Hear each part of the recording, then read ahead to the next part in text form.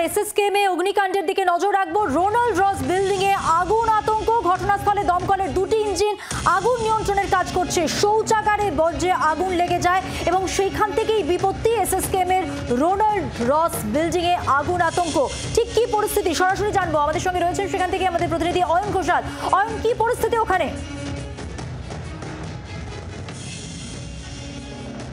SSKM এর মধ্যে থাকা দমকল কেন্দ্রে বেলা 11:15 নাগাদ খবর যায় যে এই রোনাল্ড রস বিল্ডিং, এই বিল্ডিংয়ের একতলায় একটি শৌচালয়ের পাশের ফাঁকা জায়গা, যেখানে মূলত পুরনো ফাইল এবং বেশ কিছু বাতিল পুরনো জিনিসপত্র ডাই করে রাখা আছে, সেখানে কোনো কারণে আগুন লেগেছে।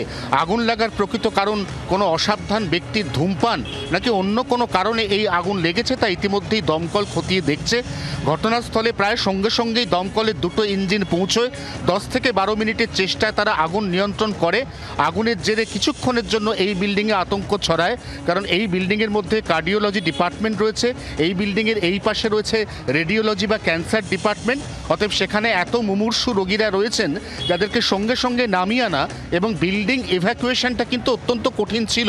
তবে সৌভাগ্যের বিষয় একটাই, সেরকম কোনো পরিস্থিতি তৈরি হওয়ার আগেই দমকল কর্মীরা আগুনের ওপর সম্পূর্ণ নিয়ন্ত্রণ কায়েম করেছেন এবং কোনো রকম হতাহতের খবর ছাড়া, কোনো রকম অঘটন ছাড়াই এই আগুন নিভিয়ে ইতিমধ্যেই দমকলের ওই দুটি গাড়ি ফিরে গেছে বলে দমকল সূত্রে খবর।